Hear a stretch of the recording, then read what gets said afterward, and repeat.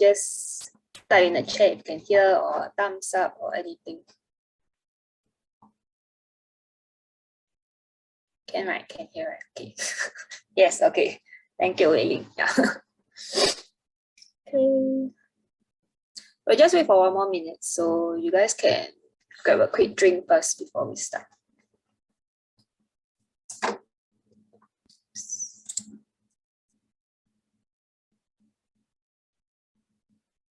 The recorded video will be uploaded on Overmark YouTube website. So yeah, you guys can get the video from there after this session. Okay.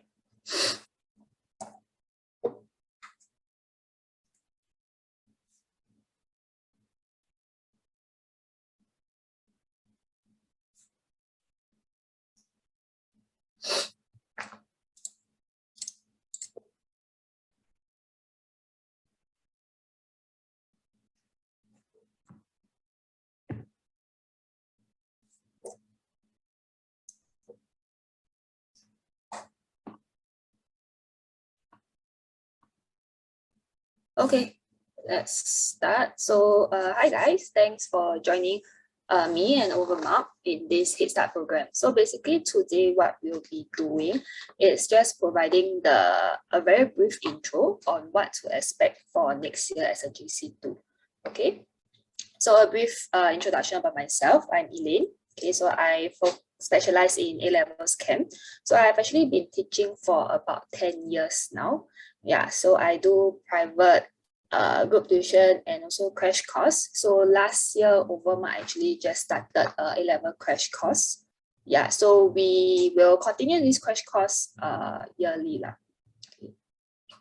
So for today's agenda, just a brief intro on the chapters for JC2 and certain chapters to look out for, the harder chapters, and some of the strategies and tips which you guys can use during your revision practice. Yeah. So now some of you may still think like, okay, still 1 more year, but it's actually quite it's quite a short time period. So you guys can start early.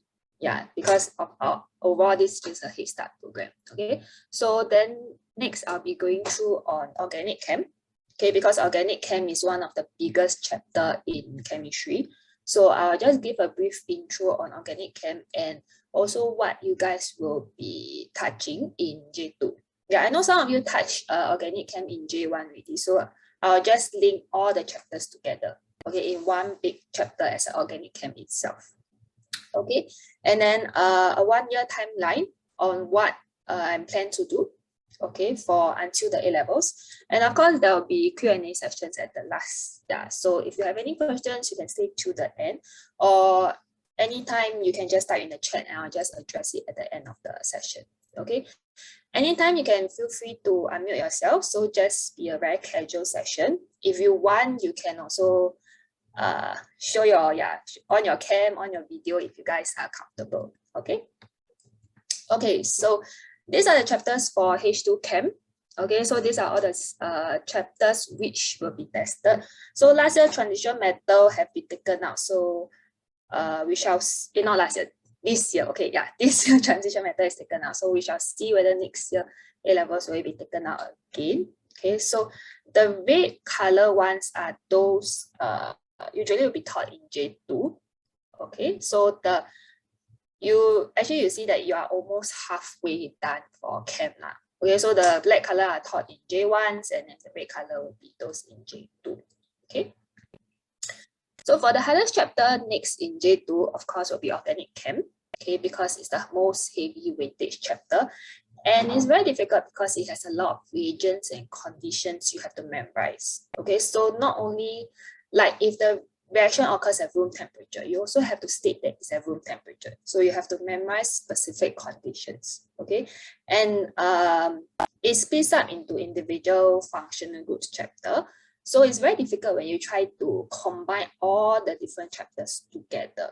Okay, because ultimately organic chem is one chapter. So if the question tests, they won't test on, for example, alkenes. Okay, so they will test from alkenes all the way to nitrogen.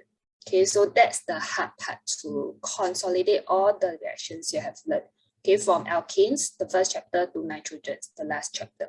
Okay. The second hardest chapter will actually be electrochem. Okay, electrochem, it's a bit difficult because you need to identify the half equations. Okay, so this is a bit linked to the previous chapter. For example, redox. Okay, redox, you are writing half equations. So electrochem, you need to identify the half equations also. Okay, and for now, for electrochem, is because there are multiple half equations that could occur. Okay, so for example, redox is very straightforward. Let's say KMnO4 oxidized iron.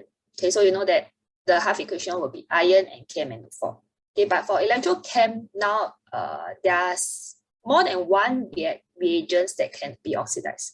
Okay, so you need to identify the reagents that can be oxidized using the data booklet. Okay, so this one, of course, you will learn more when you reach electrochem chapter. Okay, so it's usually one of the second last chapter the school will teach, which that's why it can be quite difficult because it's like the second last. So you don't really have a lot of time to memorize and to practice. Yeah, so you can start. If you guys want, you guys can start early by finding past year notes on electrochem and just start revising early. Okay, so you have more time on this chapter. Okay. So next will be revision strategy. Okay, I'm sure all of you will know this strategy. Yeah, so just be sure to apply them. Okay, so the first strategy is always just to test yourself. Okay, recap and test yourself after every lecture. Okay, you do not have to wait for the end of the chapter, then you test yourself. Okay, so you can just test yourself, even if that lecture, for example, you only learn one reaction or one reagent and condition. You just test yourself on that condition and then make sure you are very, very familiarized with that reaction. Okay, then like what they always say, if you really know the chapter, you can be the teacher yourself. So try to explain the chapter to a friend, okay, and see if you can do it, and of course see if your friend understands it. Yeah, okay. So if your friend initially don't understand, then after you explain, your friend understand, that means you fully understand the chapter. Hopefully, yeah. Okay. So the second strategy will just be practice. Okay, practice. Not only for chem, for other subjects also. Okay, you just have to keep practicing. Do your tutorials. You can start doing your TYS. So my advice is actually start on the topical TYS, like chapters by chapters. Yeah, keep the yearly TYS to the end. Okay, so for now, you just want to be familiar with practicing questions on specific chapters. That's why you can start off with topical. Okay, yearly TYS and exam papers, they are usually to test you on identifying the chapters. Okay, so for example, in topical TYS, you know that you are doing energetics, for example. Okay, so you are just practicing your energetics concept. But for yearly TYS, for exam papers, they don't tell you that, oh, this is energetic. You have to read the question, and then in your heart, in your brain, you have to think that, okay, it's actually energetics, and then you sift through whatever information you have for energetics. Okay, so that yearly TYS papers, right, are actually to train you to think that way. Yeah, it's not really to practice. Okay, you can also practice question, but it's not really to practice the concepts really. It's actually more of to train your brain to identify what chapter they are testing. Then from there, you sift out the information from that chapter. Okay. And of course, there will be questions that link different chapters together. So that will be the practice for yearly TYS also. Okay, so that's why I say keep yearly TYS at least till the end of the chapter. So like you can start in June.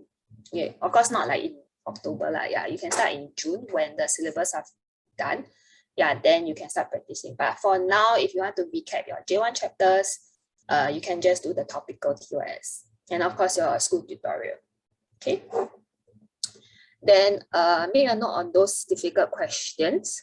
Okay, so some of the questions, there will be definitely difficult questions in your tutorials, in the prelims, in the exam papers. Okay, so just make a note on this question, and when nearing the exam, you can just go back to this question and then you redo them. So you don't have to find difficult questions again. Okay, you have sort of a book or a bank of difficult questions you can go back to and practice. Okay, nearer to the exam. Okay, yeah, so these are the two strategies which is actually quite straightforward and simple, but to do it up, it's very hard to practice it out. Okay, so just start early. Okay, so since you are still in the holiday period, you can just slowly recap on your J1 chapters first. Okay, because once J2 starts, it will be super hectic lah. Yeah. Okay.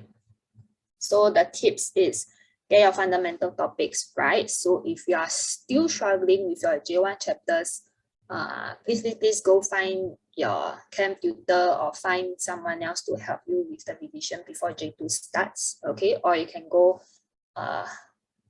kidnap your school camp teacher or whatever. Yeah, okay. So just please recap on the J1 chapters. Okay, and clarify doubts and early. Okay, don't accumulate until the end of the chapter. Just clarify at the end of each lecture.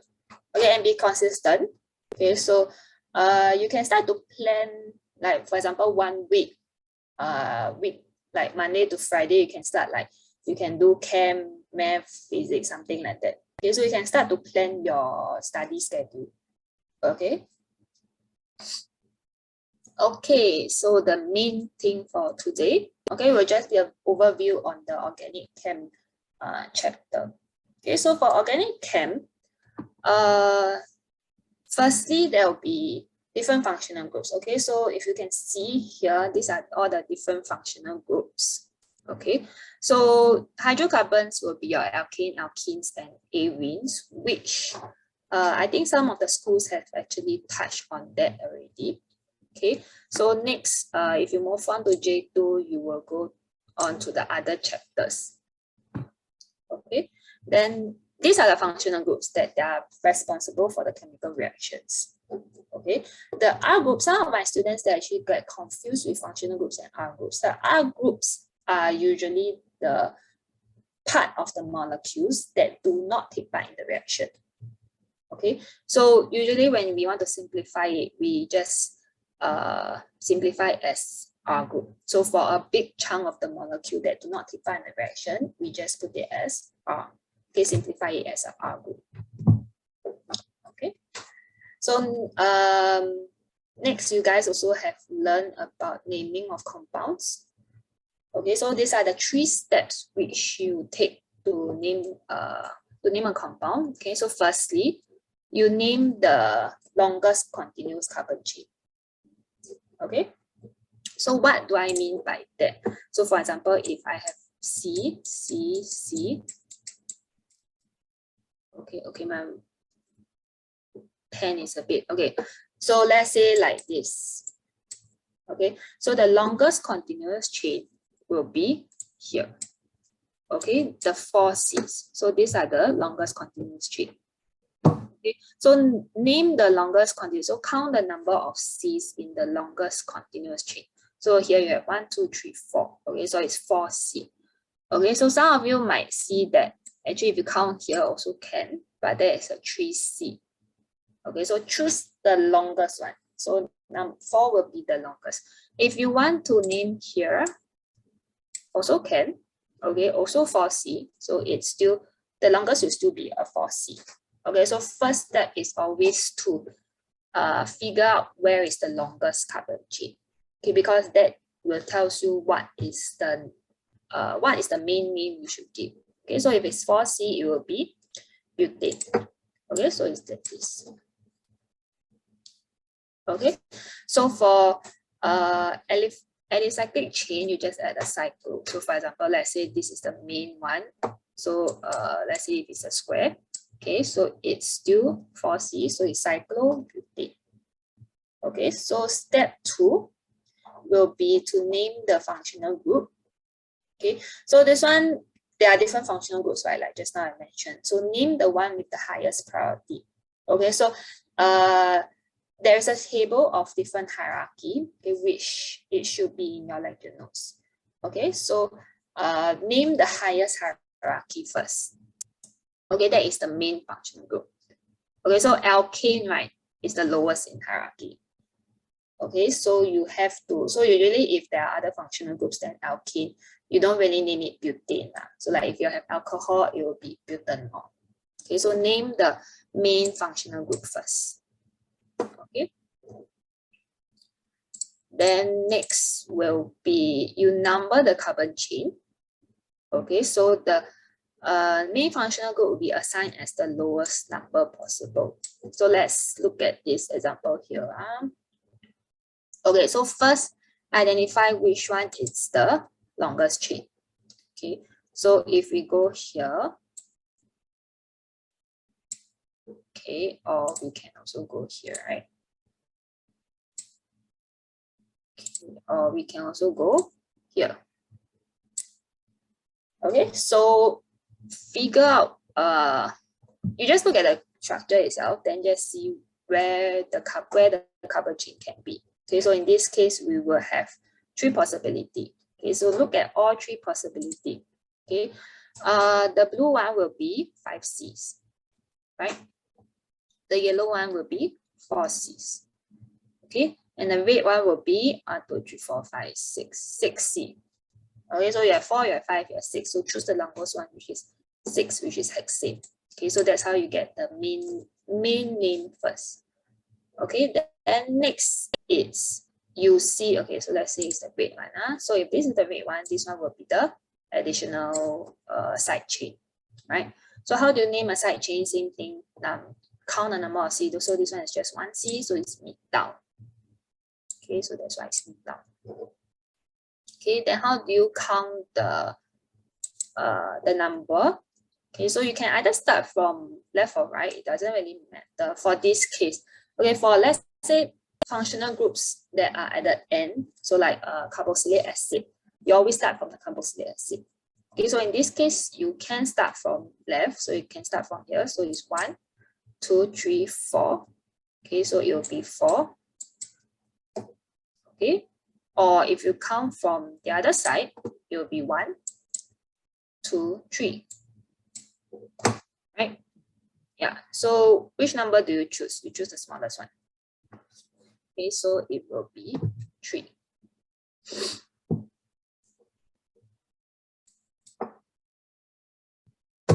Okay. So that's the naming. So naming of organic compounds is very important because the question won't always give you the structure. Okay, sometimes they'll just give you the name. You are supposed to know what is the structure. Okay, so for I'm guessing in promos, right, some of the question might ask you to draw the structure, or some of the question might ask you to name the structure. Okay, but for A levels, there won't be specific questions on this kind of. Okay, it's usually integrated into the question. They will just the question will just give you, okay, 3-methyl-hexane reacts with chlorine, for example. What product will you form? Okay, so in this case, you are supposed to know what is the structure of the reactant. Okay, to know what is the structure of the product. Okay, so this is just the naming, which I think most of you have been taught, right, in J1s. Yeah, so this is just a very brief recap. Okay, so next will be isomers. Okay, so isomers have 2 types, constitutional and stereoisomers. Okay, constitutional isomers, most of the students are able to get it. So I'll focus more on stereoisomers today. Okay, so stereoisomers will be a cis trans and enantiomers. Okay, so for cis trans, it's because there's restricted rotation about a bond due to a double bond. Okay, so usually people associate cis trans with double bonds. Okay, alkenes. Okay, double bond. Wait, let me see.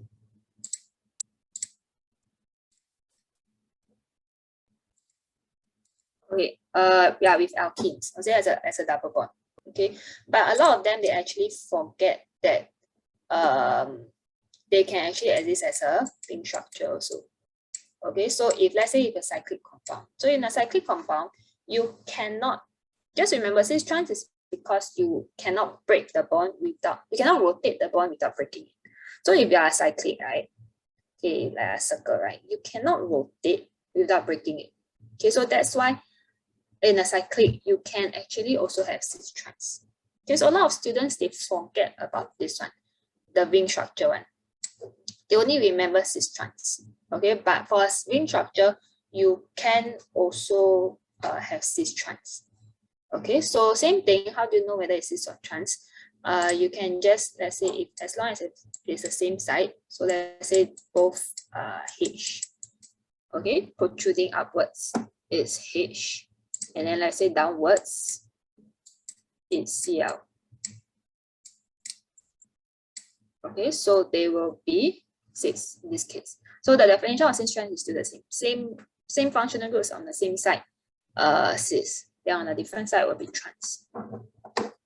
Okay, so next point, besides you have restricted rotation, the next point will be there must be at least 2 different groups.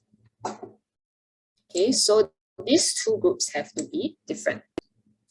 It cannot be HH lah. Okay, can. Okay, so cis trans have similar chemical properties but different physical properties. So this one is just your melting and boiling point. Okay, just a recap. Okay, next will be enantiomers.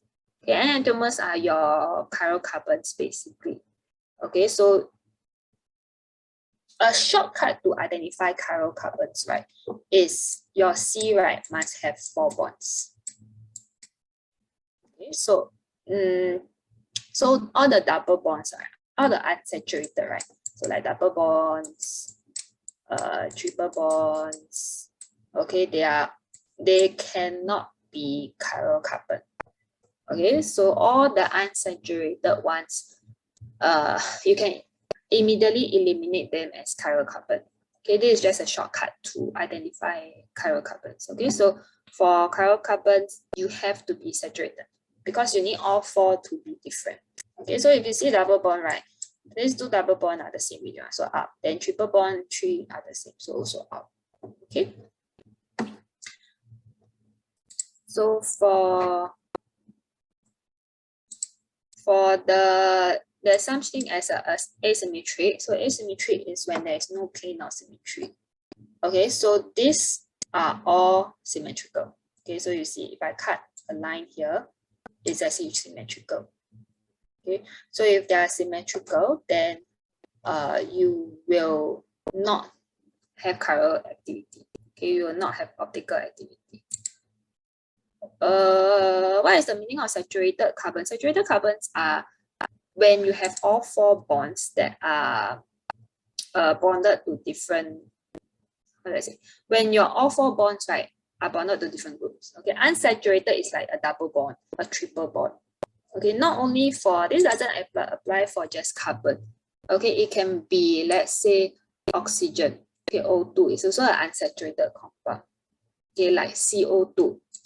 Not CO2, COOH, acid. Yeah, so COOH.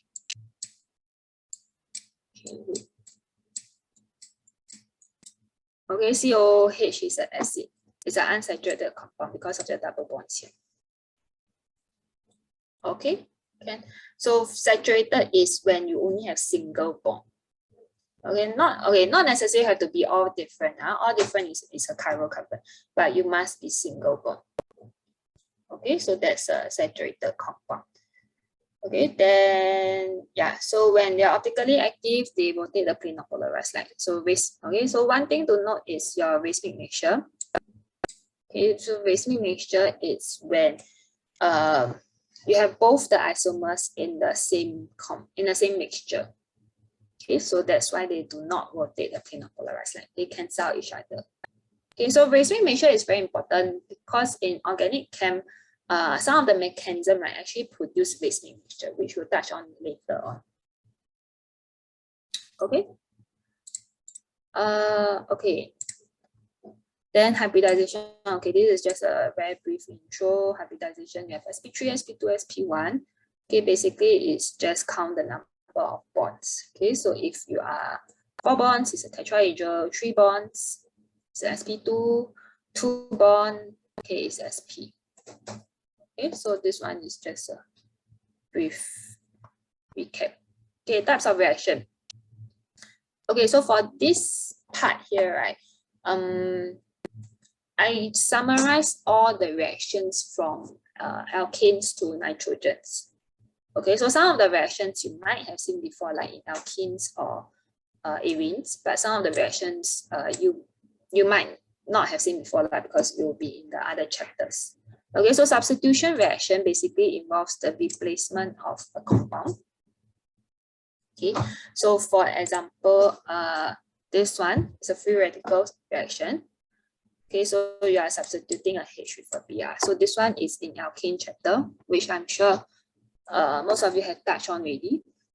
Okay, so arenes, also the same substitution. Okay, so electrophilic sub, some of you might have touched again also. Okay, some of the schools have already went through. Okay, halogens is in halogen derivative chapter, so this might be something new, NS. Okay, so this is so in organic there are 5 main mechanisms. Later on I'll go through the 5 main mechanisms. So okay, so the first one will be free radical sub, then arenes will be electrophilic sub. Okay, then there will be nucleophilic sub. Okay, so these are the mechanisms that you will learn in halogen chapters and in alcohol chapters. Okay, hydroxy chapters, hydroxy compounds. Okay, so basically what it does, right, is actually similar to your ES and free radical. Okay, it just substitute the functional groups into another functional group. So for example, halogens are substitute my halogen into a alcohol, and alcohol is I substitute into halogen. It's an opposite reaction. Okay, so for in halogen chapters and in alcohol hydroxy chapters, you will learn on how to draw. Okay, so same thing as ES, EA, you need to know how to draw the mechanism. Okay, then you will learn on the reactions and reagents and conditions. Okay, so for halogens, alkanes, basically it reacts with NaOH. Okay, and then you need heat. Okay, for hydroxy, to form back your halogen, you react with HBr. Okay, so you realize that some of the reactions, right, the reagent might be the same. So you have learned that in okay, it's not here. You have learned that in EA, alkene, right? Alkene can also react with HBr. Okay, but that is EA. So even if I have the same reagent, if my conditions are different, the reaction will be different. Then you see here. Okay, for free radical sub and ES, the reagents are the same, bromine. So how do you know whether it's ES or whether it's a free radical sub? You look at the condition. Okay, you look at whether it's UV light or look at whether there's a catalyst. Okay, so that's why that's the difficult part for organic, because the reagents can be the same. And if I tweak a slight tweak in the condition, the whole reaction will be different already. Okay, so this is your substitution reaction. Okay, so substitution again is just you replace something. Okay, next will be your addition reaction. Okay, addition reaction is usually for unsaturated. Okay, so you see here, then unsaturated. Okay, it's like a double bond, triple bond to a saturated, to all your single bonds compound. Okay, so this is your double bond, right? So this is an unsaturated point. Okay, so for next will be your elimination. Okay, elimination involves the removal. So it's usually from saturated to unsaturated. Okay, so if you see again, you will see this in your halogens and alcohol chapters. Okay, for elimination, it here, right, I become alkene. Okay, so you have learned EA, right? Alkene. EA is the opposite. Okay, so this is your EA. Right, electrophilic add, electrophilic addition. Okay, so this is your EA. Then this will be your elimination reaction.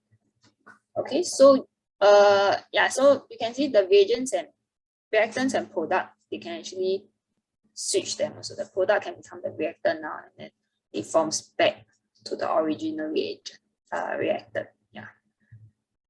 Okay, so same thing. This here, right, is also your EA. Correct. Okay, just that it's a different condition. Oh yeah, no. EA, right? Sorry, no. This is not EA. Okay, because EA, remember EA, it must be your it's not a H, it's a BR. Yeah, sorry, my bad. Okay, so it should be BR. Should be a BR. Okay, so a BR bonded to a HC instead of the H. Then because you are in BR2 aqueous, then you have a lot of water, right? So the OH will attack the carbocation instead of the BR. Okay, so instead of bromine, so instead of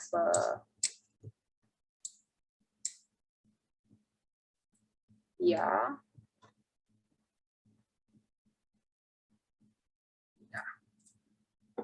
okay, so this is your normal EA. Okay, so this is in liquid bromine, then this is in aqueous bromine. Now later on I'll touch on this again in your EA mechanism.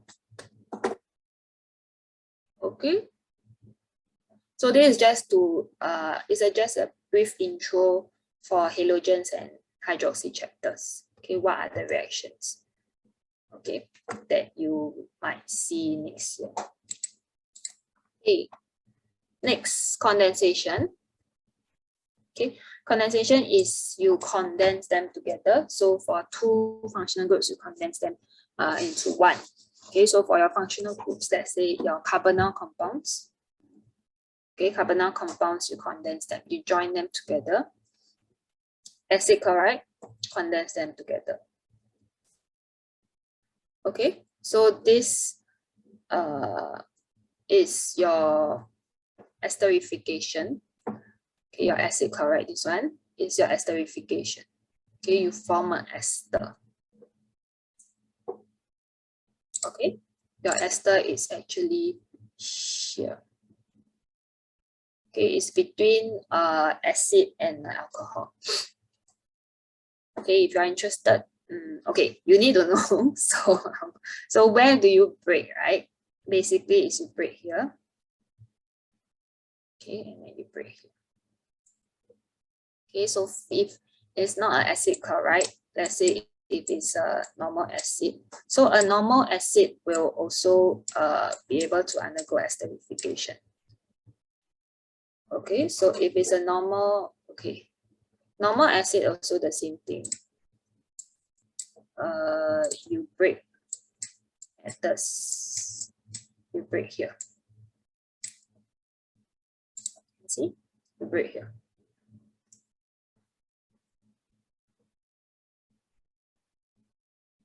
Okay.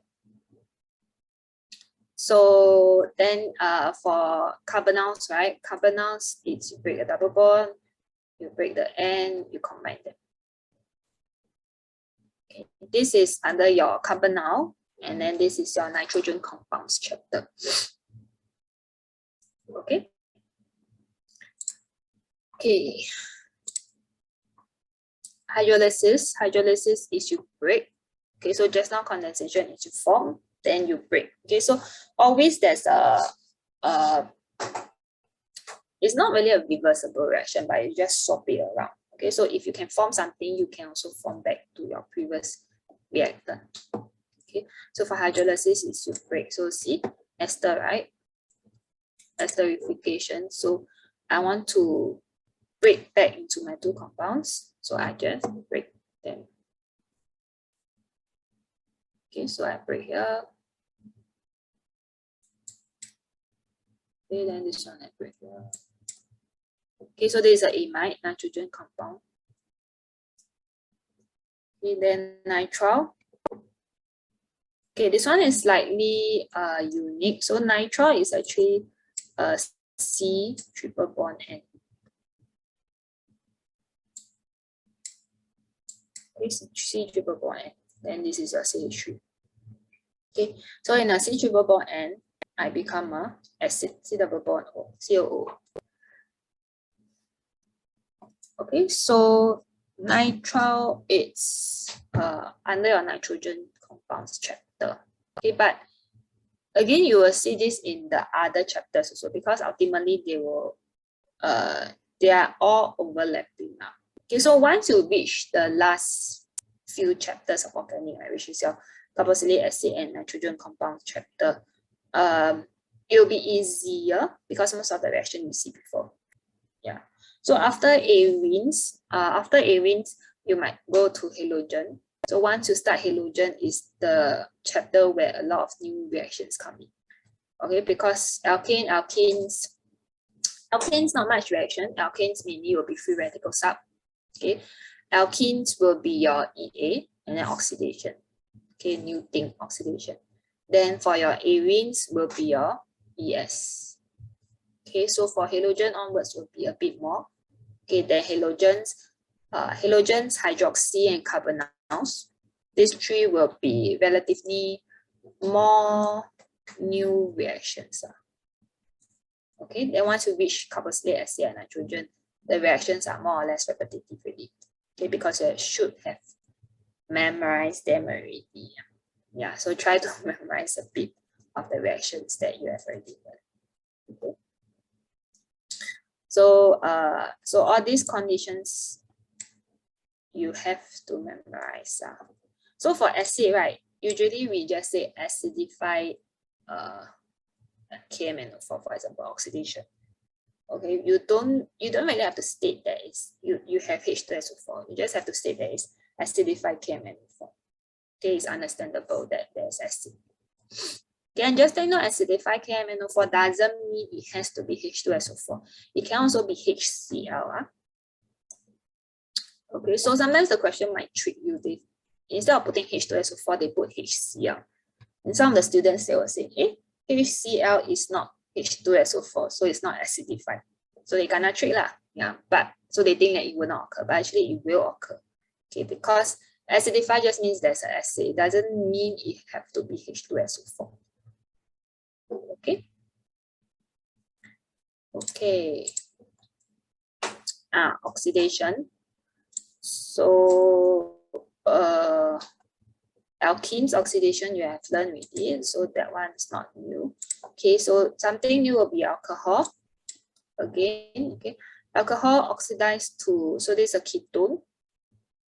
Okay, immediate distillation. So later on you will learn alcohol, a ketone. Okay, not a ketone. What then? Aldehyde. Sorry.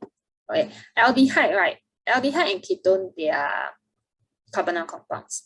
Aldehyde is when this double bond C, right? C double bond O is bonded to a H. Okay, then this one can just be anything, R group. Okay, it can be a H, it can be a R group. Okay, so this is an aldehyde. Okay, so for ketone, right, it's also a carbonyl compound, which means I have a C double bond O. Okay, but instead of H, my C, right, is bonded to R group. The two sides of the C are R groups. Okay, so they cannot be H. Okay, but aldehyde, it's the C double bond O is at the end, which means it has a H, like it has this H. So this H, okay, this side, right, can also be H, but doesn't really exist. Methanol, right, doesn't really exist because it's unstable. So usually it's ethanol. Okay, but just telling you that it can also be a H. Okay, but for ketone, right, the two groups, right, it must be R group. It cannot be H. Okay, so this is a ketone. This is an aldehyde. Okay, they are both under carbonyl chapter. Okay, so for alcohol, okay, so alcohol, right, you have primary, you have secondary, and then you have,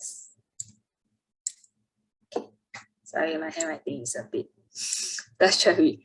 Okay, so you have primary, secondary, tertiary.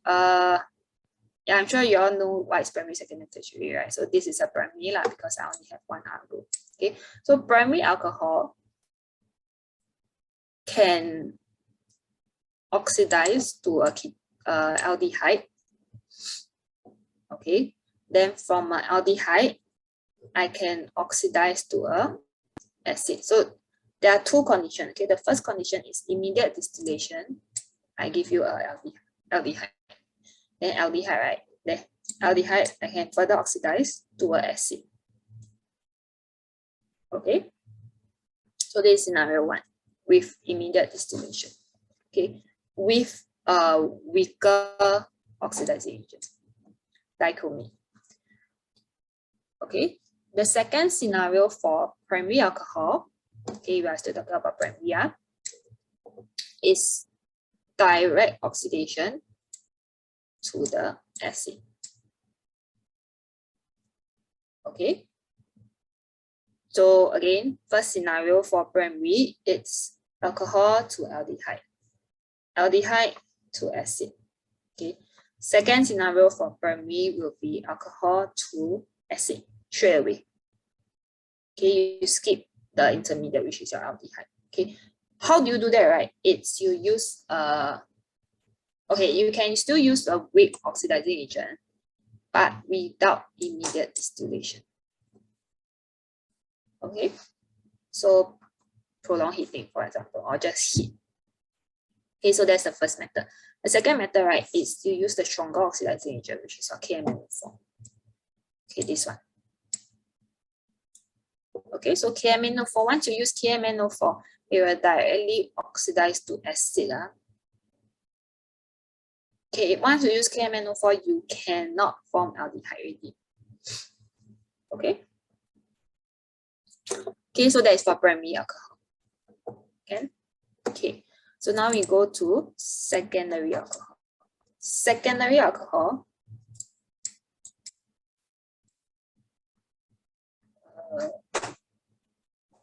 Okay, secondary alcohol.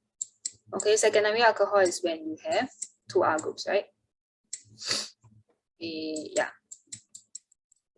So secondary alcohol can only oxidize to ketone. Okay, so secondary alcohol, there's only one scenario, ketone. Okay. Third scenario, tertiary alcohol, right? Tertiary alcohol does not undergo oxidation. Okay, so tertiary alcohol doesn't undergo oxidation. Okay. Okay, so there are a total of 3 scenarios, right? Primary, you have 2 scenarios. Secondary, you have 1 scenario. Okay, so there are 3 oxidation pathway for alcohol. Okay, okay. Okay, so in alkenes, you learn alkenes, you also learn like hot oxidation and then cold, mild oxidation, right? So you know that there are different products, right? If you use different reagents. Yeah, so same thing for alcohol. Okay. So for carbonyl chapters, only aldehyde can oxidize. Okay, ketone cannot. So ketone stop here. So just stop here. So there is no more further product for ketone. It doesn't undergo oxidation, basically. Okay. Okay, so for arenes, you have learned side chain oxidation, right? Yeah. Okay, so side chain oxidation, straightforward. Remove everything, at a COH. Okay.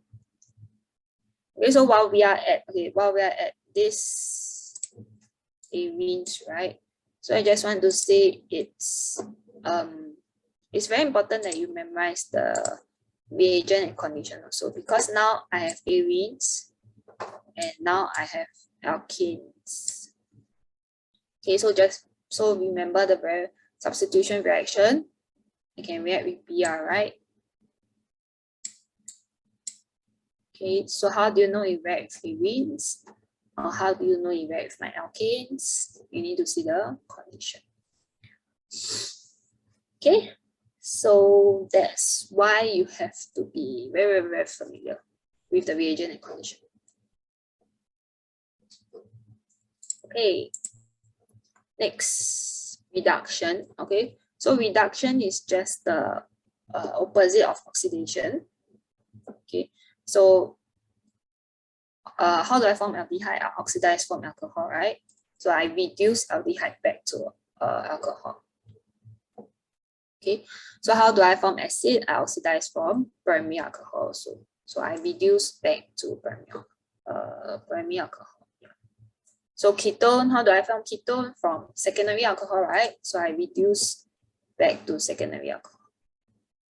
Okay, so these are reduction. Okay. Yeah. Okay, acid-base reaction. So this one is just a reaction between an acid and base. This kind of reaction usually is more to it's more for a structure deduction question, is to identify whether what functional group exists. So for example, the question say, compound A reacts with NaOH. So you know that there must be some acidic group in compound A when you deduce the structure of compound A. Okay, so one of the hardest type of question for organic, right, is actually structure deduction. Okay, I'm not sure if you have seen before in some of the tutorials, but some of the schools tutorial have for alkenes, right? Is like they give you just a paragraph of information and you're supposed to draw the structure of the alkene. Yeah, that is one of the hardest type of question for organic. Okay, so acid base, straightforward, just an acid react with your base. Then base react with acid. Yeah. So one thing to take note of, it's your acid, right, can actually become the salt that might be formed. Okay, so if you go back to the previous, okay, let's say this one. Okay, just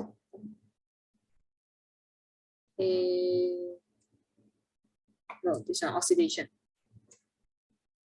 Okay, so if you go back to oxidation, okay, let's say if it's acid, right? So you see this is acid. Okay, in acidic oxidation, right? Acidified K-dichromate. Okay, so if it's not an acidified condition, okay, your acid, right, it will actually become your salt, your O minus and E plus. Can see? Okay, it will actually become an acid-base reaction. So you form this first, okay, but because the condition has base, that's why this acid, right, it will further react with the base inside the mixture to form your salt. So you kind of combine an oxidation with an acid-base reaction. Okay, so it's the same as hydrolysis reaction, right? So you see, as long as I have acid present, okay, I could form my salt. Okay, so for ester, right, I break it, I hydrolyze. Okay, I break, right, I hydrolyze, I form back my acid and my alcohol, right? Then this is acidified hydrolysis. Okay, so what if it's a basic hydrolysis? So there, here. If it's a basic hydrolysis, right? I'll form my salt. Okay. So that's why you need to take note of the condition. That's why you keep hearing me say reagent condition, okay? Because a slight change in condition will change the product. Then, so then the answer will be different, okay, if you never take note of the condition. Okay, so if it's a basic, right, and then you draw this, right, it's wrong, okay.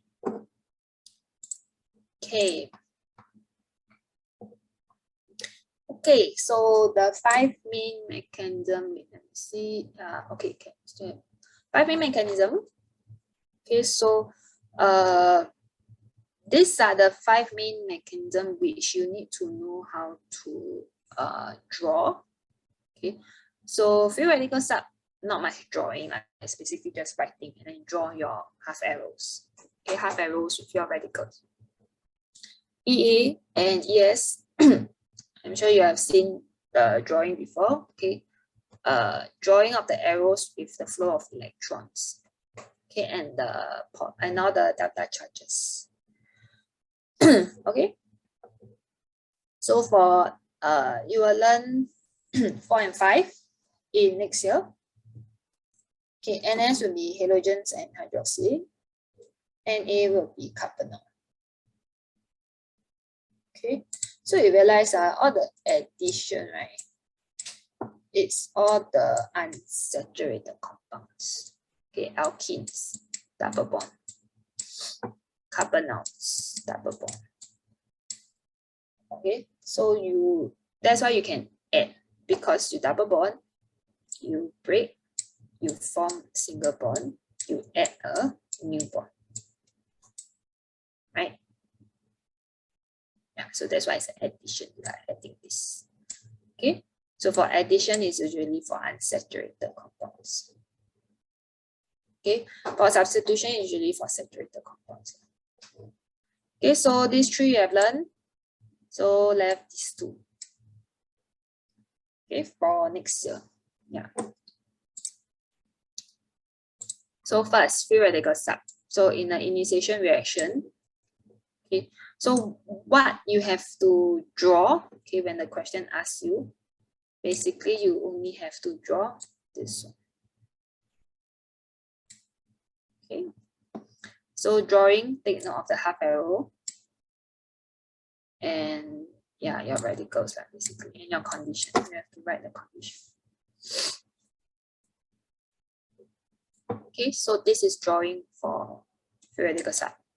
Step 1. Step 2, propagation. Okay, so same thing. It's not really drawing, it's mainly writing of equation. Okay, so writing of the equation. Okay, so just remember propagation is always between a non-radical and a radical and a non-radical to form a radical and a non-radical. Okay. Okay, initiation is from non-radical to radical. Okay, propagation is from radical non-radical to radical non-radical. Termination is from radical radical to non-radical. Okay, so when you write out during exam, right, then you realize that propagation, you form both radical and something is wrong. Yeah, so that is how you self-check. Okay. Okay, then termination will be 2 radicals combined. So what you should write, right, it's usually the product, so you usually just write this.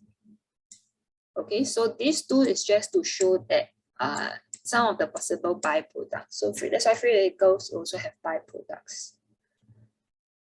Okay. Then you also know that if excess alkane is used, you will have mono substituted, right? But if excess halogen is used, okay, you will have poly substituted. Okay, which means your mono substituted, you go back your free radical sub. Okay, so instead of an alkane as your starting point, you start with a chloroalkane. Okay, chloroalkane under the propagation. Okay, then your termination will be dichloroalkane. Then from dichloroalkane, if you undergo again, it will be triene, and so on and so forth. Okay, so just a recap. It's not a reliable method because you have a mixture of products.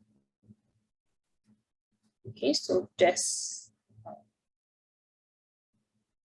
so sometimes the question will ask you like synthesis pathway, right?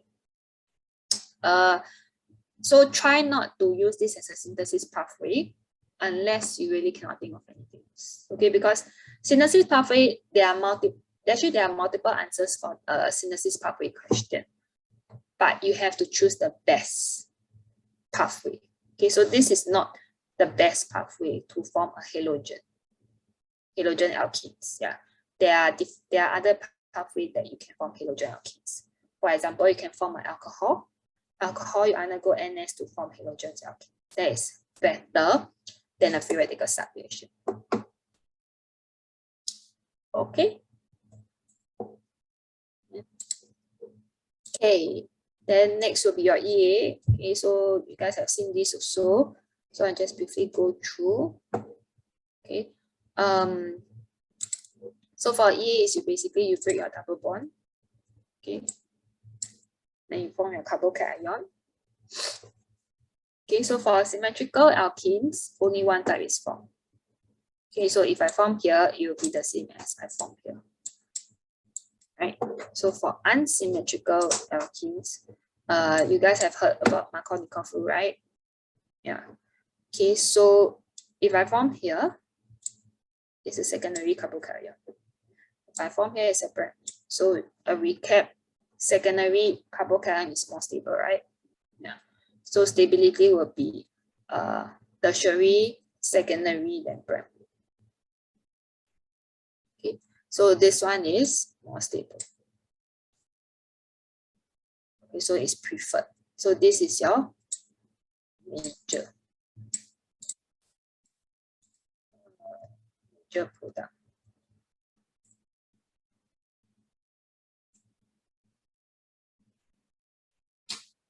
Okay, then this is your minor product. Okay. So during exam, when they ask you to draw the product, right? Usually you draw the major product. Okay, you draw the major one. Okay, but just take note at the end back of your head. This one can also occur, but it's just that it's a minor. Okay.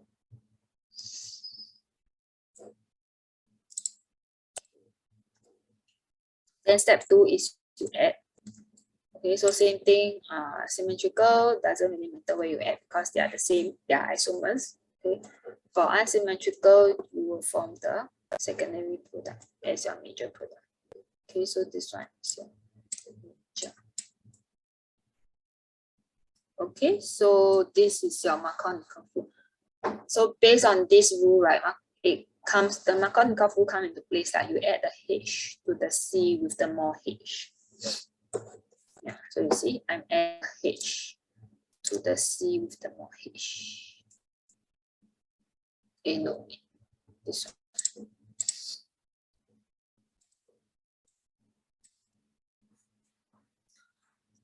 Okay, so this is your Markovnikov rule. So just take note this stability of carbocation, right? It's not only for alkenes chapter. So later on in EA and ES, yeah, you will learn about stability of carbocation also. Okay, to form your major and minor product. Okay, next ES. So arenes. So this one not much drawing. Okay, it's just writing of your equations. Okay. So for exam, right? You don't have to write this step 1 in the question that asks for drawing of mechanism. Okay, you just start from step 2. Okay, because you are expected to form your electrophile. Okay. So for step 2, okay, you draw. So this is how you draw. Okay, so just take note when you draw your carbocation. Okay, this positive charge, right? It must point towards the C that has your 4 bonds. Okay, so if let's say you draw like that, then you draw like that, then this is H, then your Br lah. Okay, this is wrong. It is wrong. So you should point upwards. Okay, you should point to this C.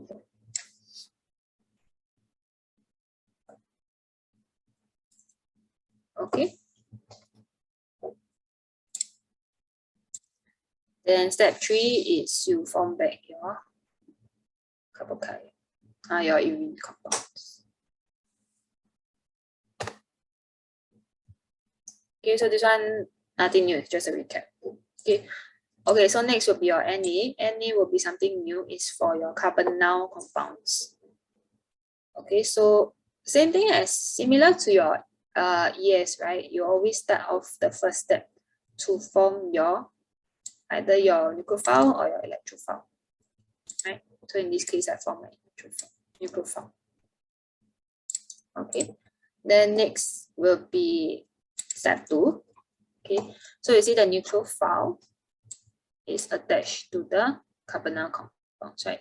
So when drawing, remember your delta charges, okay, your lone pairs. Okay, so all these points are important. Okay, so basically because the C, right, the carbonyl carbon is positive, is delta positive, the lone pair will be attracted to the delta positive. Okay, then I will give out my electron. So the drawing of arrows, right? Okay, is always from the source of, it's always from a source of electron. Okay, so it's either from lone pairs, okay, or it's from bonds, right? Because remember, covalent bonds have electron also, right? Right, so there are 2 electrons in a covalent bond, correct?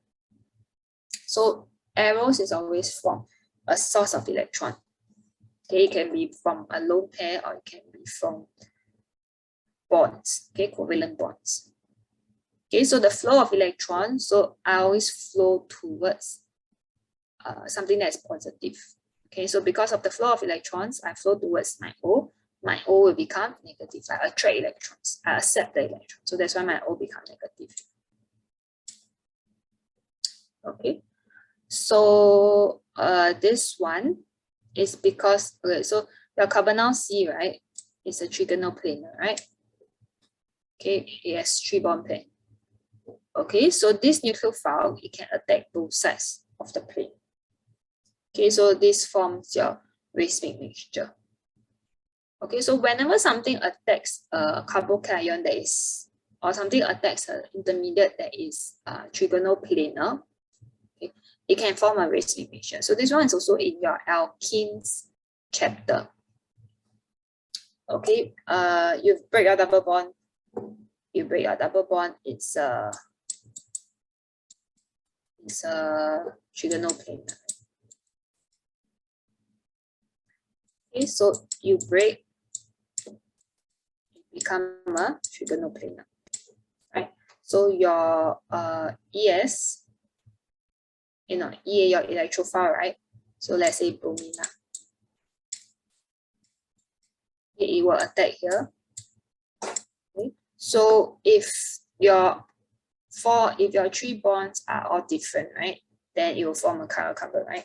So because I can attack here, I can also attack from this another side of the plate. Okay, so that's how it forms a racemic mixture, provided the C must be a chiral carbon now. Okay, so in this case, in this case, this C, right, is not a chiral carbon, right? Because they have the same. So this point here doesn't really matter lah. Spacing measure only matters when the C is a chiral carbon. Okay, so it only comes into play when it's a chiral carbon. Okay, so this point, right, you will see it coming up in a lot of chapters, not only in alkenes. Okay. So the last step 3, it's you just add back your O to the H. Okay, so you see again the flow of arrow is from electron rich to electron diffusion. Okay, not really electron diffusion, but able to accept electron. Okay, so previously it's a O, right? You can accept your electrons to be. You are actually neutral, but you accept electron to be negative. Okay, so this is your Na.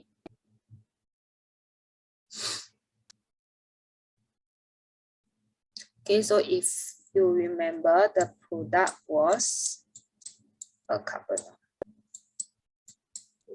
Right? So you are adding H and C. Okay, so this Na, carbonyl compounds. Okay, next will be Ns. Okay, Ns will be the more confusing mechanism. Okay, so Ns you can actually have 1 step and 2 step. So you can actually there are 2 pathways for Ns, but you remember for EA, ES, what's that? NS, ANE, right? There's only 1 option. Okay, but for NS there are 2 options. Okay, it's a 1-step pathway or it's a 2-step pathway. So that's why you have we have SN2 and SN1. Okay, it's a bit counterintuitive. So 2, right, is actually 1 step. Okay, SN1 is actually 2 step. Okay, so the number actually it doesn't represent how many steps lah. Okay, it's the opposite on the number of steps. Okay, so primary halogen alkenes it react with SN2, so 1 step. Tertiary SN1, so 2 steps. Okay, secondary can undergo both. So during exam, they won't ask you to draw the mechanism. Okay, you still need to know what is the product. So they won't ask you to draw the mechanism, but they might ask you the product. Okay, because ultimately, if I undergo SN1 or SN2, the product will be the same. Okay, it's NS. Okay. Okay, so for SN2, okay, 1 step, it's your nucleophile. Okay, it attacks your C. So it's a 1 step because this transition state, right, it don't really exist. Okay, so it's a very quick transition state. Okay, so basically I'm breaking this. Okay, so it's just a 1 step.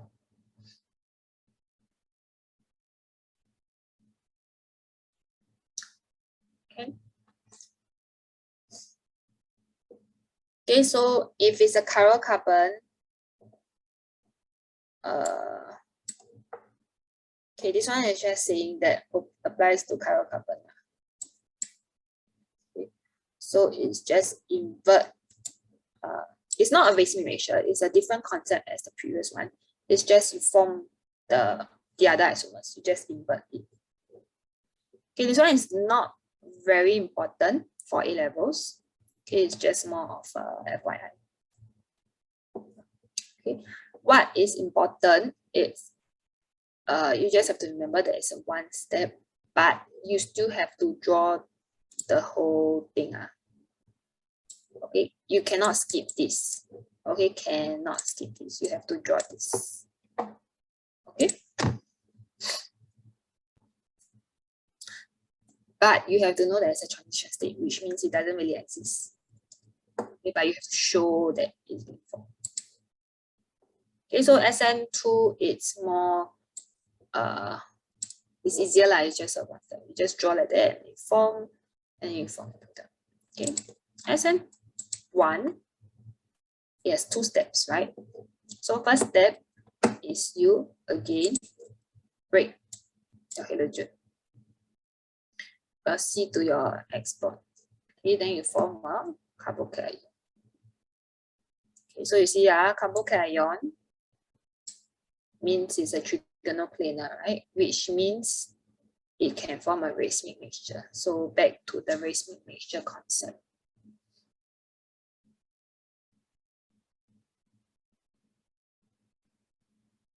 Okay.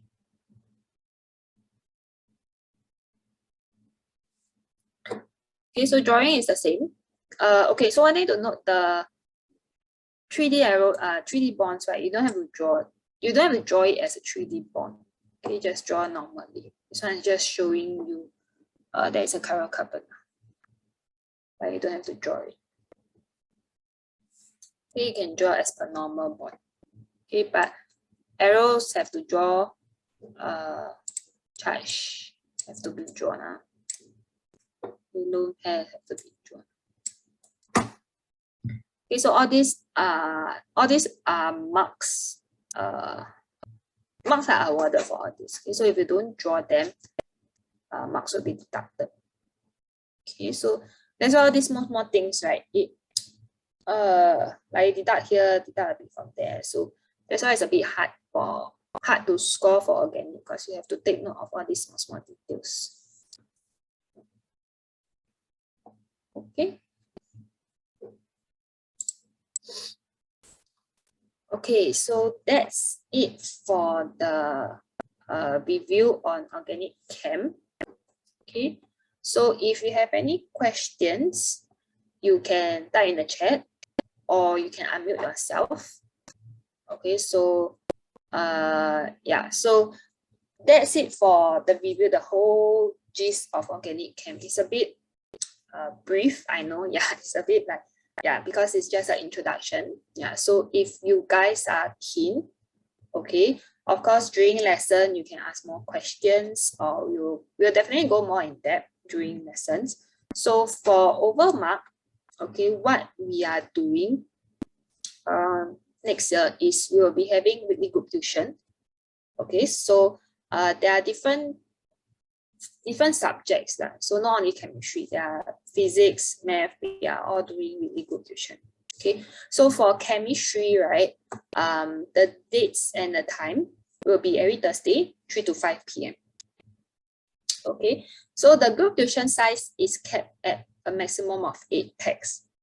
Okay, so don't worry that you'll be like a big class, because we will make sure that each of the class size is only kept at a maximum of 8. Okay, so it will be a 2-hour weekly group tuition. Okay, and then we will definitely go through topic by topic in detail. And if you guys join the group tuition, you guys will be able to get the curated notes, okay, done by myself. Okay, so the curated notes will have exam tips, questions, some commonly made mistakes by students, okay, during exams. Yeah.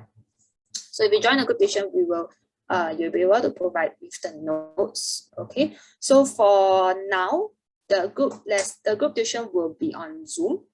Okay.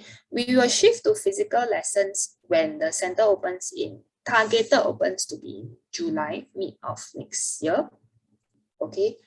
Or it'll be most likely in the central area. Okay. Or if the reception if a lot of y'all request to have a physical lesson and the sign up rate is actually quite high, we will shift the Zoom lesson to a physical lesson also. Okay, so we will be renting a place at a tuition center in Toa Payoh.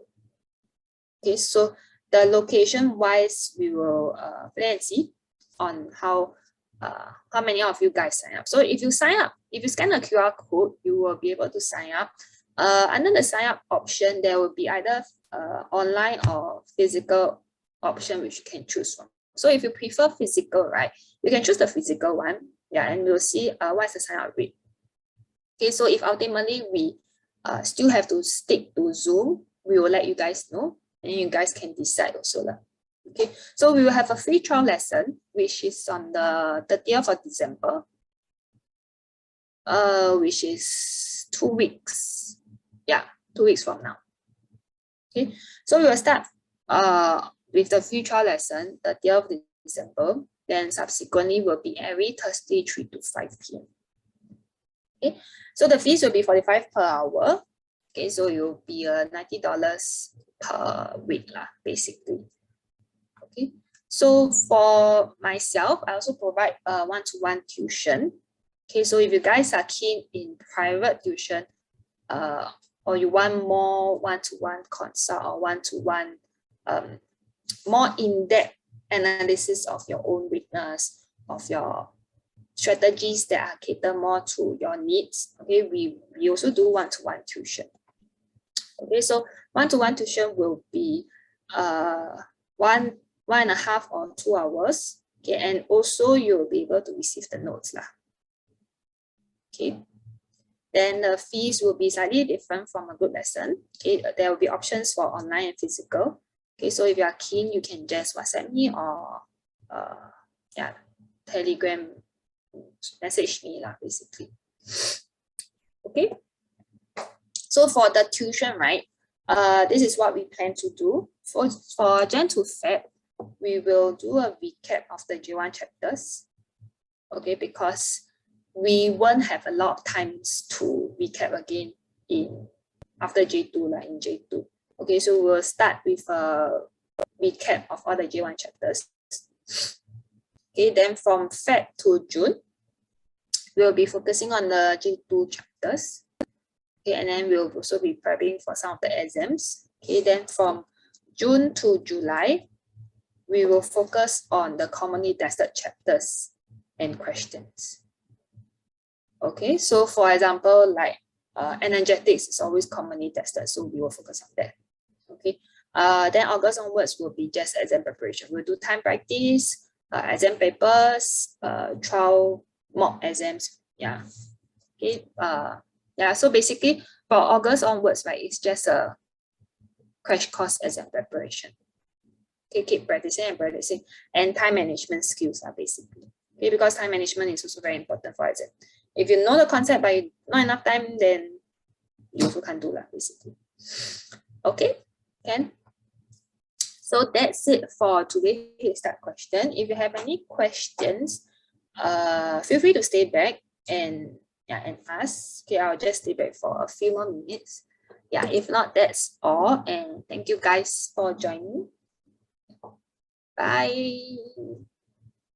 And I hope to see you guys at the trial lesson if you guys are interested.